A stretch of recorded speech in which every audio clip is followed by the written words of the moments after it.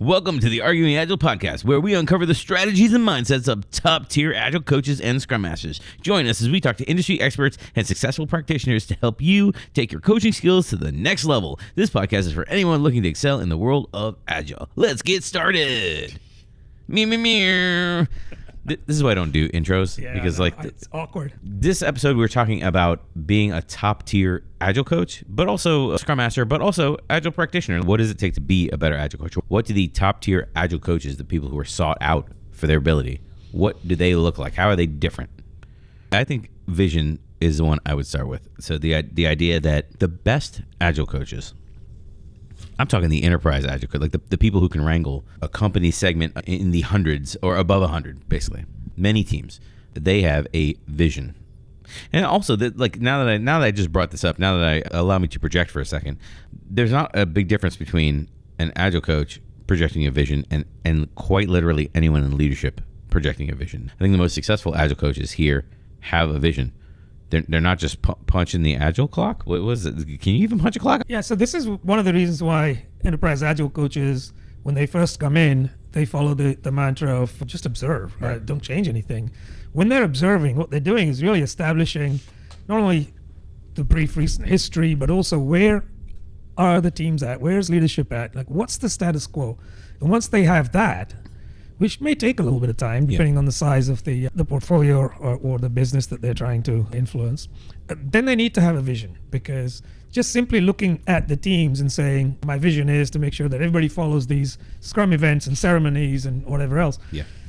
That's not enough. That might be part and parcel of getting the teams to practice good Agile practices, but that's just a very small part of it, right? You need to figure out, as an Agile coach, where you're trying to take the organization. Mm-hmm. And wherever there is, you need now a path to get there. So that's really what I mean by vision. And that's a different vision than perhaps something that somebody within the company, the organization has, whether they're a manager, a leader, a C-level person. Mm-hmm. Their vision is slightly different because their interests are different. As an Agile coach, your interests are to get to the point where the teams are performing and day in, day out, and they're continuously improving. Yeah. So that's the motivation for an Agile coach to have a vision. Without that, you're just muddling through.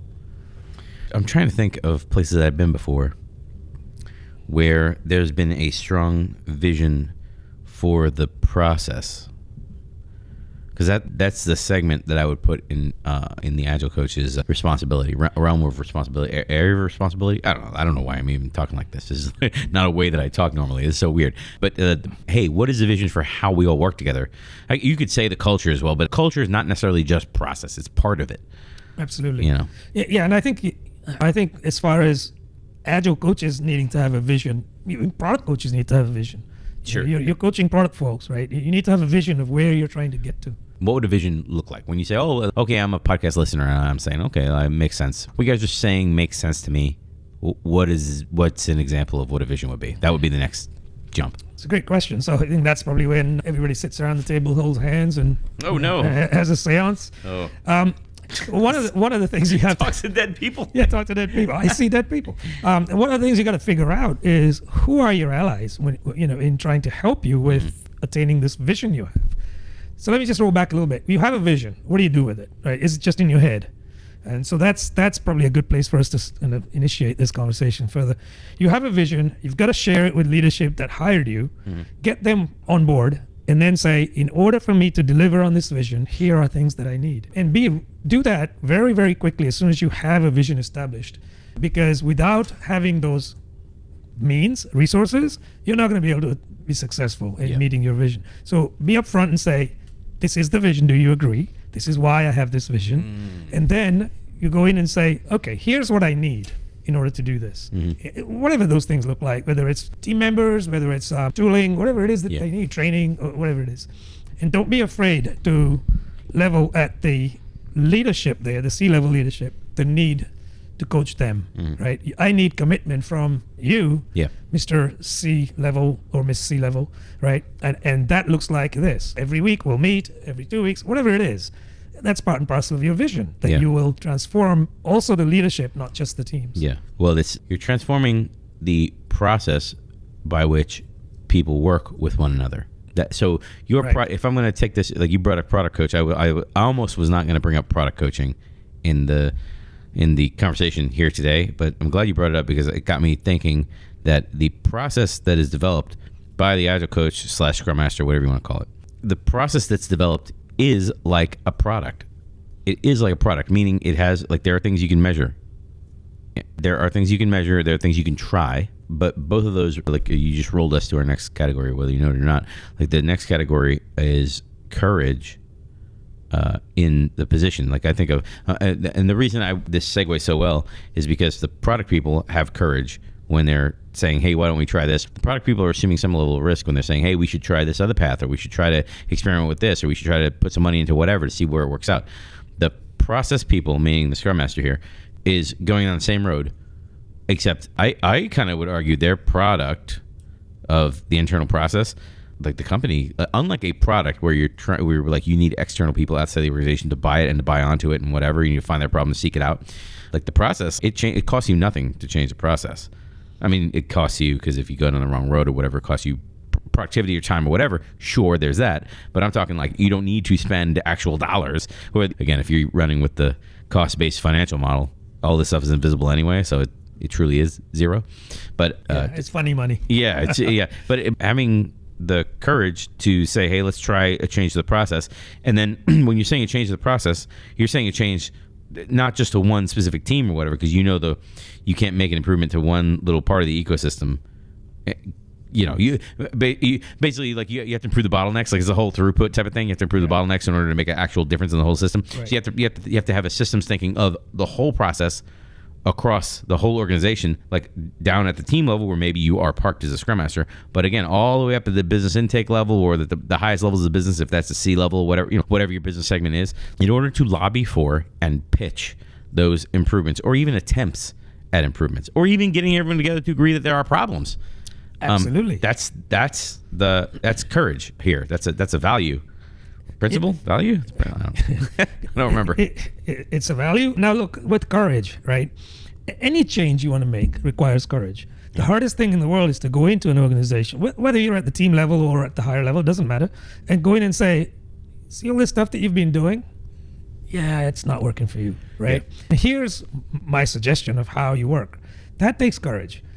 Because you have to convince people that they have a problem, to your point. Right. And then you have to convince people that you have an alternate that might be more viable, right? So if you come in and say, oh, your practices are wrong, and here's a set of practices you need to follow. Day one, like, just go in and say that. Even if you believe those are the practices they need to follow, your chances of success are fairly slim because it's too much too soon. So you need to figure out what is their appetite for change, right? What is the burning need?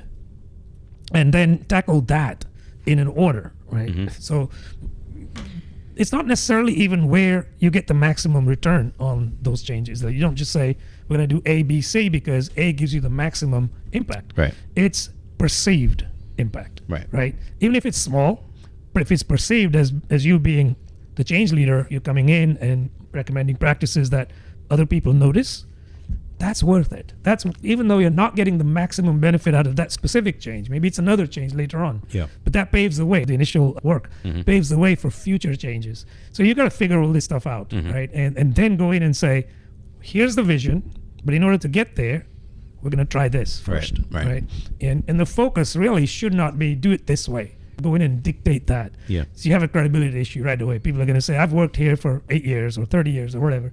And you come in and you tell me you know better. And it doesn't matter whether you have a resume that's a mile long of where you've worked. The thing to do is get them to own the change. It's not your change. It's their change. So get them to own it and get them to own it for the right reason. Show them that there is a pain. Show them that you have just one alternate way of working. Not the only way. If they have another way, you're all ears. Listen to them. And if they come up with a better solution, then go ahead and say, let's do that. Yeah. But I mentioned the word earlier, try, right? So frame everything as an experiment. Just say, if we do this, here's what should happen. And let's just do this for a couple of weeks or a month, whatever.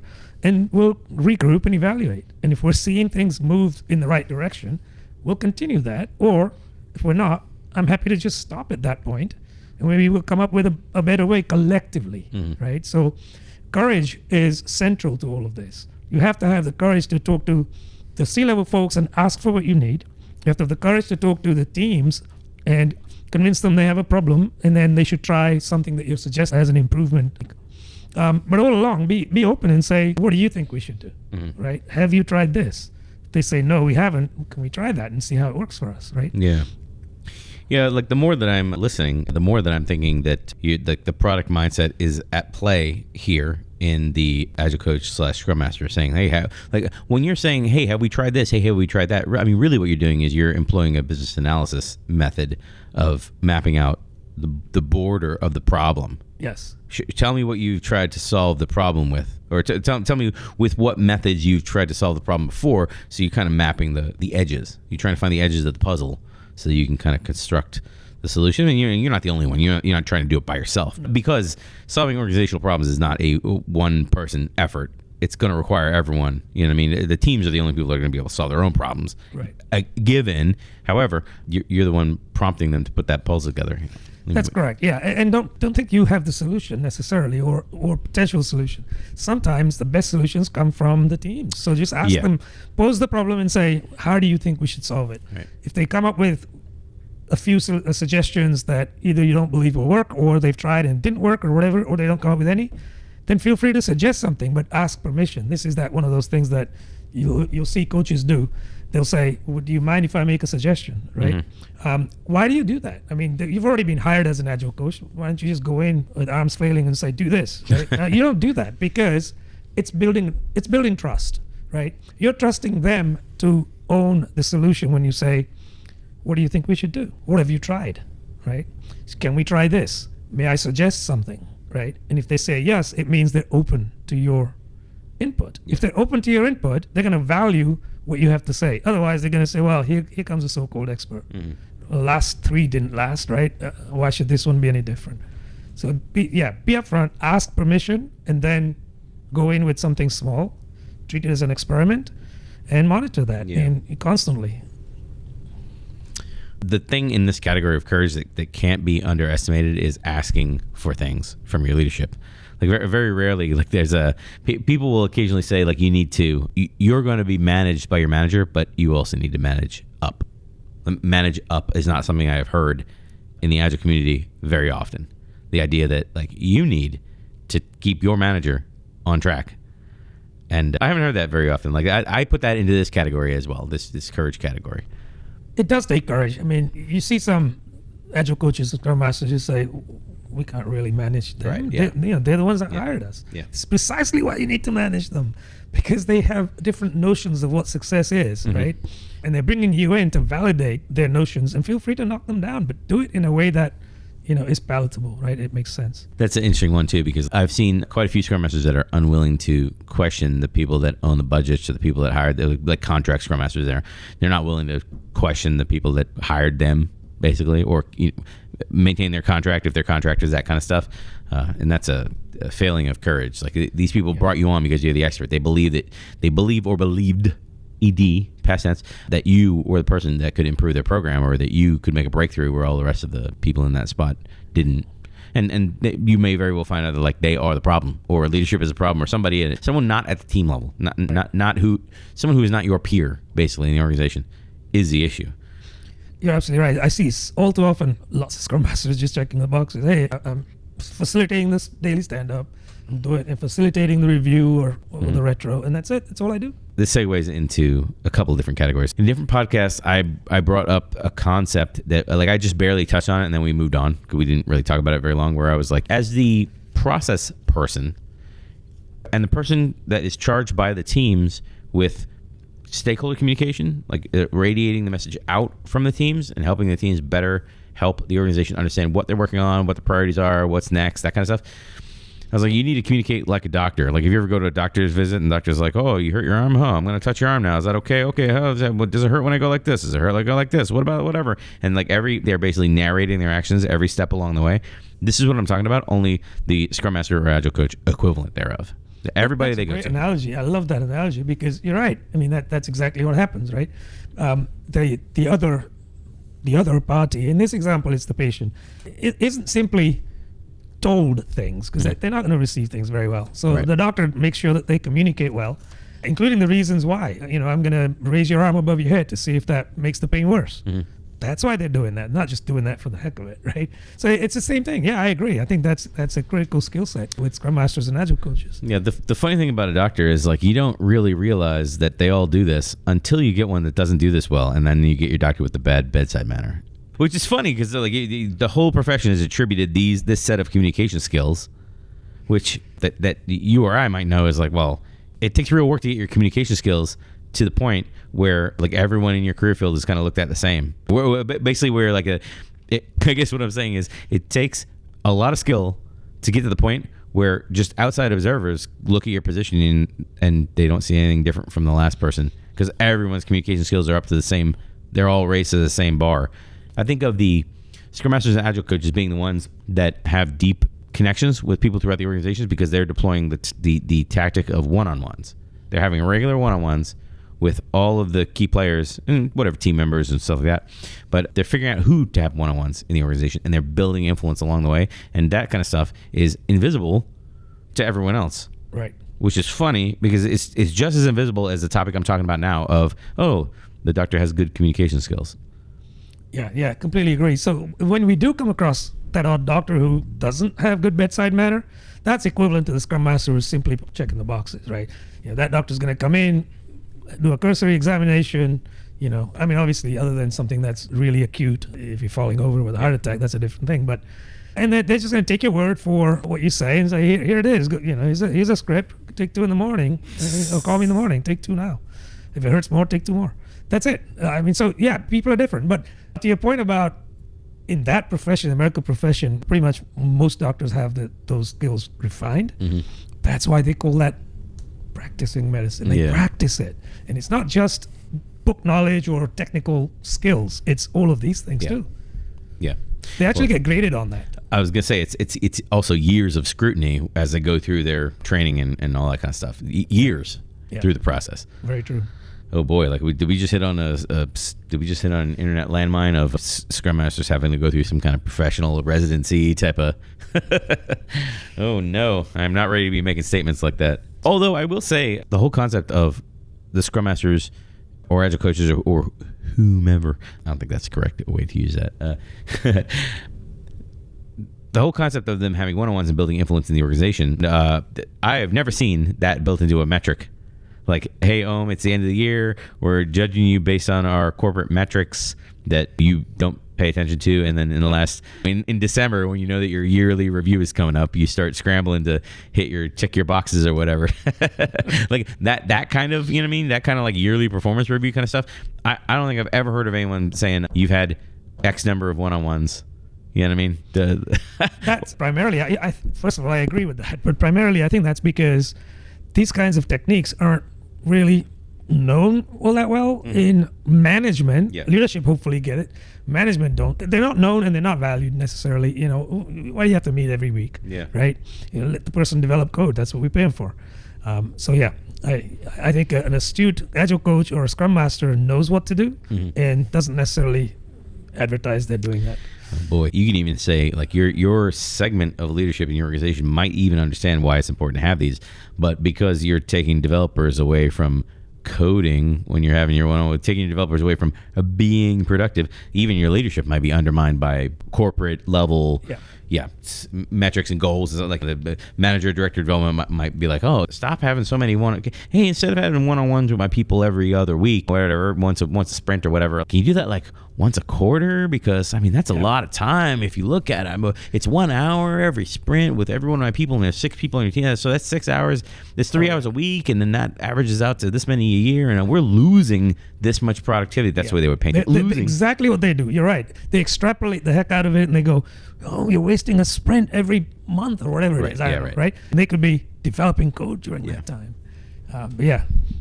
I find that's mostly management rather than leadership that does that. That's a metric in search of a problem there is what it is. The other thing with this is like, if you have achieved some level of expertise in communication like this, like you probably are the person driving out into the organization talking about when deadlines are about to be missed or when commitments are not going to be hit or when the team is going off track or whatever. You're probably going to be the person driving ahead of your team to soften that blow throughout the organization. Again, assuming you're in an organization where the blow needs to be softened, right? If you're in an organization where you talk directly to customers and you only go a couple days and say, like, maybe this is not your problem. Right. So for those two people, thanks for listening to the podcast. For everybody else in the whole world, this is somewhere where a Scrum Master, Agile Coach can help a lot. Yeah, for most people out there, this is a problem that needs to be addressed, and this requires courage. Absolutely, it does, because nobody wants to relay bad news, right? There's only one thing worse than relaying bad news, and that's relaying bad news later in the process. So, you're right. Yeah. So just be upfront. And you say this is, but also here's the other thing. If you're going in with a message that says, "Oh, we're going to miss our deadline," don't stop there, right? Go in with some underpinning rationale. We're missing our deadline because we had to pull 2 developers off to work for this feature that needed to be demoed at a trade show because our CFO wanted to do that. Whatever it is, whatever. Oh, we had 5 people off for MLK Day, or people off sick. Whatever it is, go in with some rationale. Yeah. And then the other thing, the last thing on this topic is, if that's a problem, which it almost certainly it is, go in with 1 or 2 alternate solutions. How do you make sure this doesn't happen again? Because you know you're going to get asked that question. Yeah. You missed the deadline. What happens next? And you can say, we're going to make it up in the next sprint. Okay, but if that happens again and again, that's not good. Yeah. So this question will come at you. How do you make sure this won't happen again? So go in prepared with an answer to those things. Maybe. Like if I'm going to take the arguing agile approach on this one, I'm just going to jump straight into the next category, because the next category is about projecting confidence, not just having confidence, right? It's about projecting confidence. Sure. If you know that you're going to get asked, hey, I'm gonna go meet with our whatever executive stakeholder, I'm going to tell them that we can't have a demo this week. We have to push the demo back.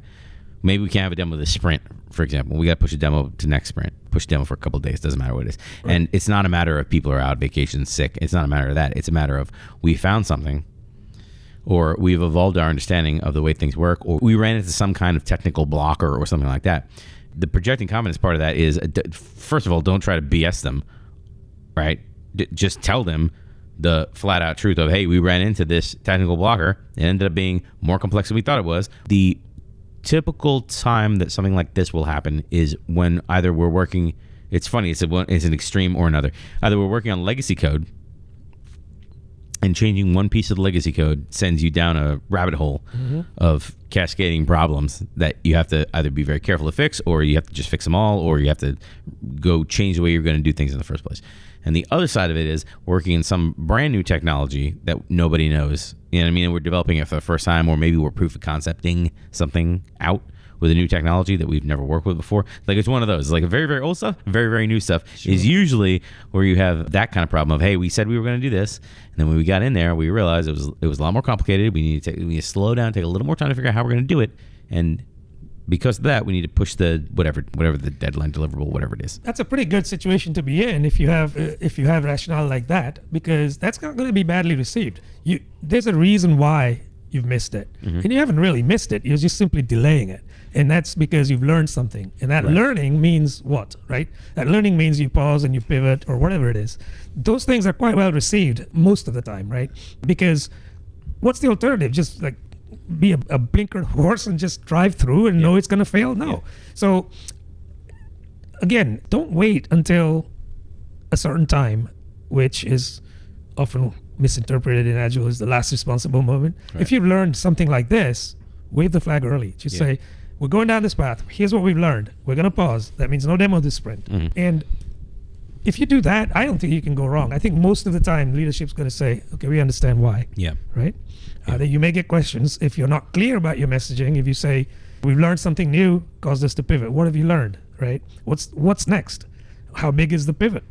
Right? You'll get questions like that. So you can get ahead of that. Yeah.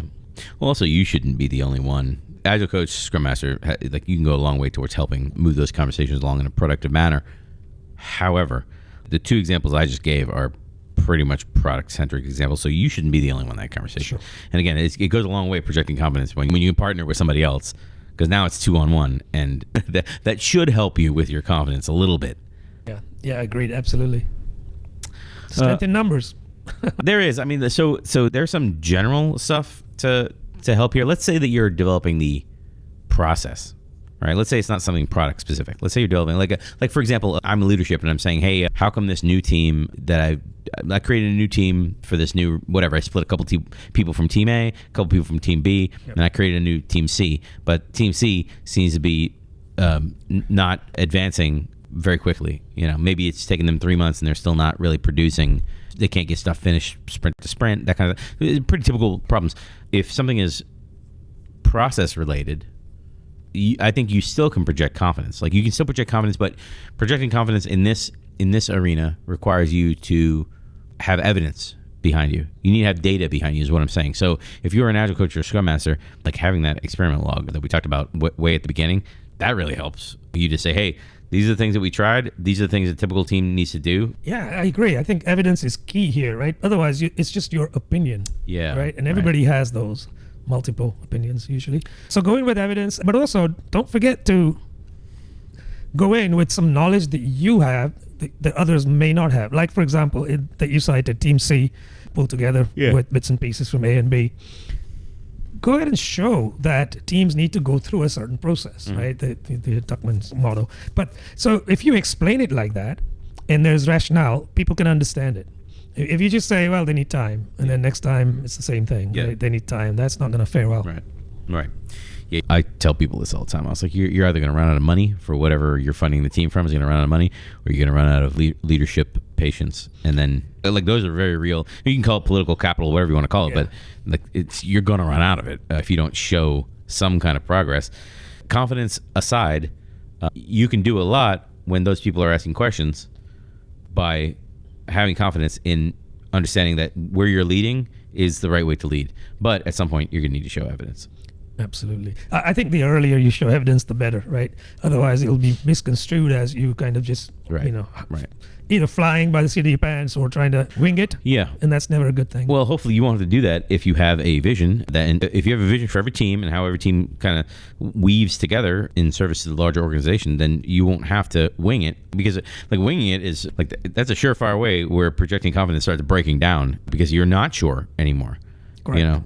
Correct. And then one of your assertions will be completely out in left field without you even realizing that, because it's not evidence-based. Yeah. So just in that last example, Team C, if you can see on a table or a graph that Team C is actually improving sprint on sprint, they're just not there where teams A and B are, right? Because A and B are more mature as teams. That's a good story, right? They're improving. And then you could use the power of projection and say in 5 sprints, we're going to be at the same level or whatever, right? That shows that you've got evidence to back up the fact that they are still forming or stage they're at. So yes, that's a good point. Have the confidence to basically use the numbers to underpin your story. We haven't even touched on any of the stereotypical advice that you would get about projecting confidence, which is all true and applicable to what we're talking about now. In order to project confidence, the pseudonym for projecting confidence would be to be a better leader. In order to be a better leader, everything we talked about with communicating more clearly, everything we talked about having courage when interacting with people, and then starting kind of with the vision of where you want to go to the future. All that stuff all these are leadership traits. Boy, this is the leadership in disguise without saying leadership podcast. Like, this is the Don't Say Leadership podcast.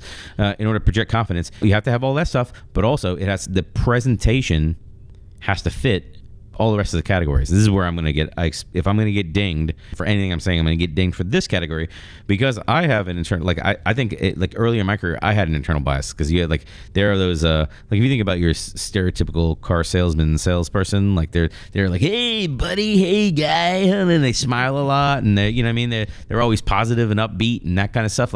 Sure, some of that is an act, they're acting like that.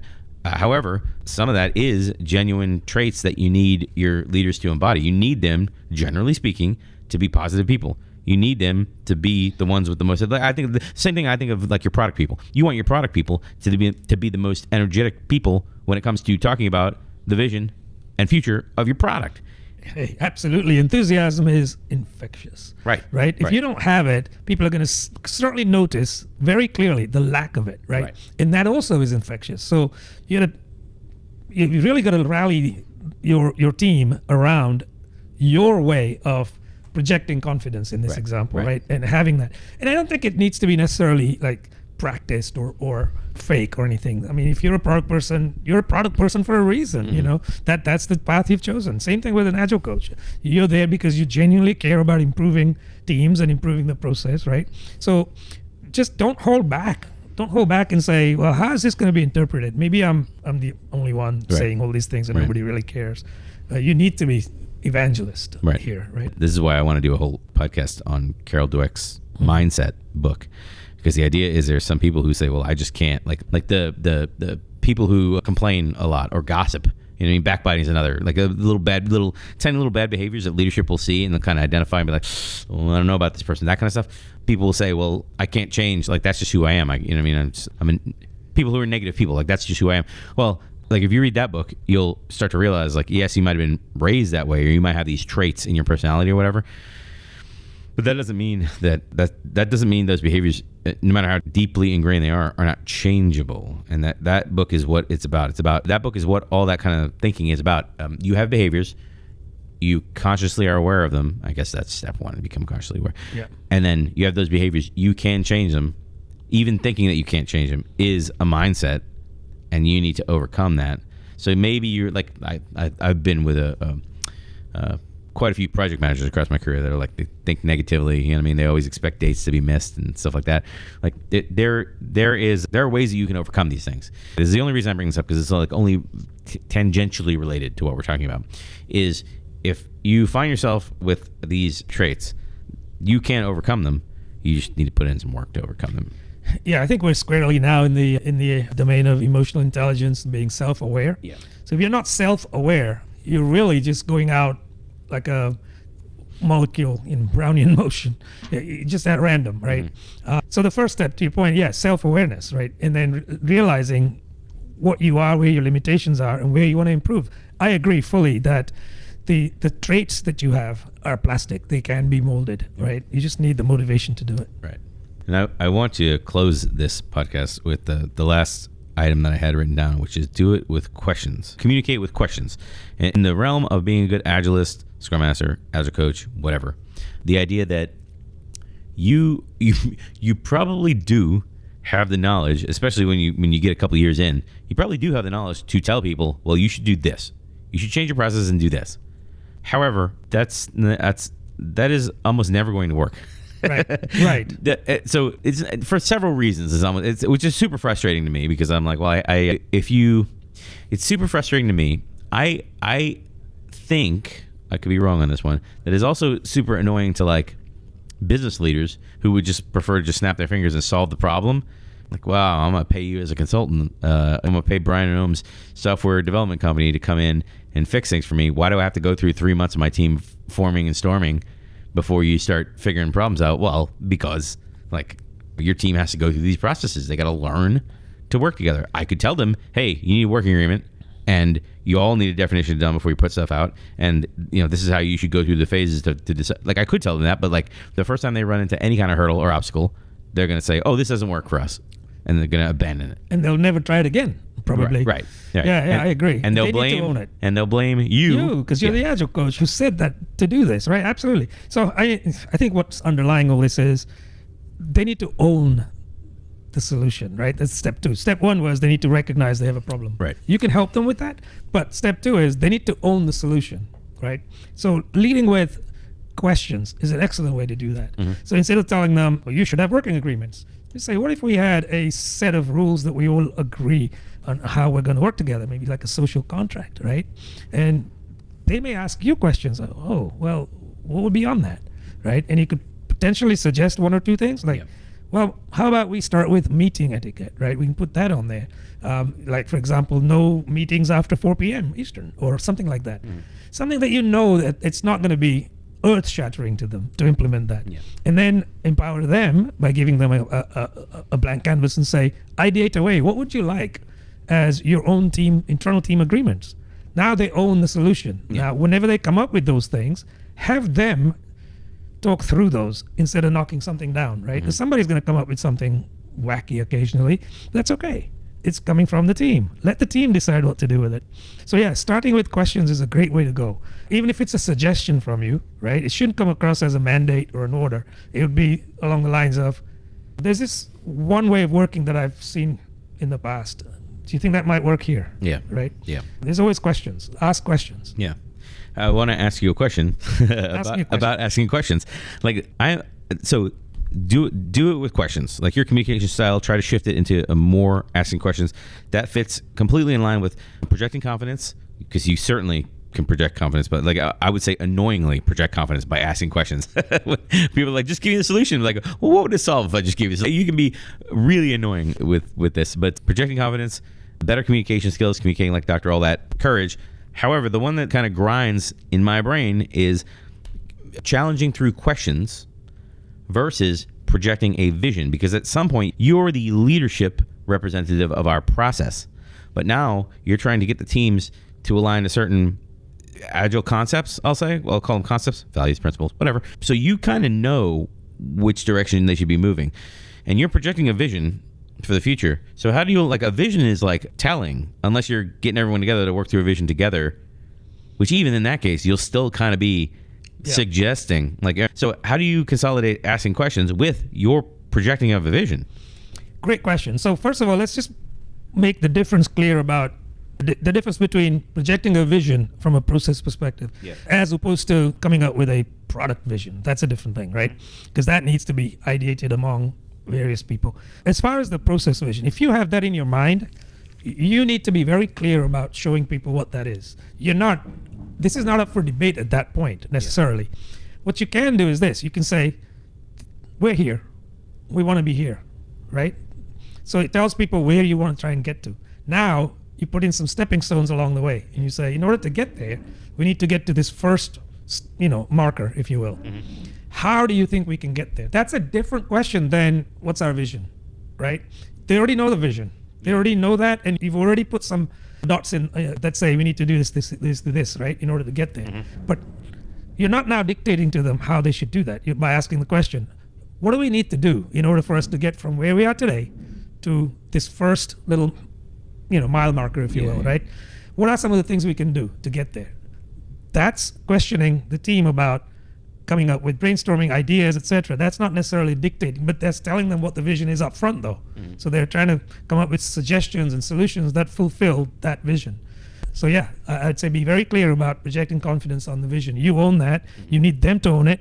First, you've got to communicate it, give them the why, and never forget the WIFMs, right? What's in it for me? Mm-hmm. So tell the teams why. By doing things a certain way, we'll avoid weekend deployments. Yeah. Wouldn't that be better for you? Yeah. Right? Yeah. It's always about fulfilling the WIFMs. I don't really see a difference between projecting a product vision and projecting a process vision. Like, there's a lot of the steps actually are very similar to me.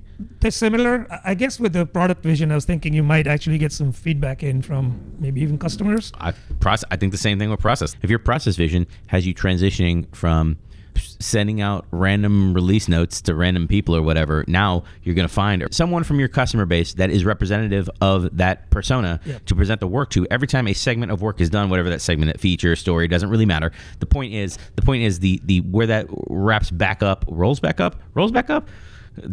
I'm like, terrible analogies all day long. You need a terrible analogy? I got a terrible analogy for you. That's my vision. Terrible analogies all in the podcast. Whenever that connects to an upstream item that we've developed, I'm going to bring in a customer and connect it. No doubt. So there are more similarities than differences is what we're saying here. Mm-hmm. And I agree with that. I think there are. I just think that with a product vision, somebody doesn't walk into a room and say, this is how our product looks. They might, but then they're blocking out all these sources not of not at my companies, ideas. They don't. Because I'd be like, get out of my room. Exactly. So sometimes the best ideas come from people that speak very little on the teams, right? So you just need to make sure they have the opportunity to do that and seek that out.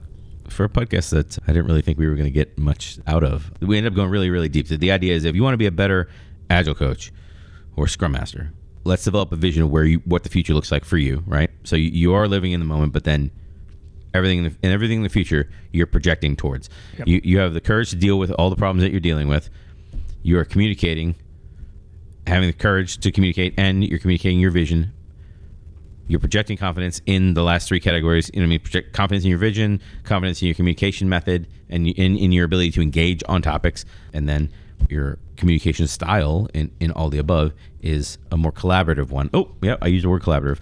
A more collaborative one where you are asking questions to bring people in to your thinking. It's a great summary, I think. I mean, the only thing I'll say is your communication style is not just one style, right? It's basically going to be different based on not only who you're communicating with, who the target audience is, but the circumstances. All right. Well, let us know what you think. And don't forget to comment down below and like and subscribe.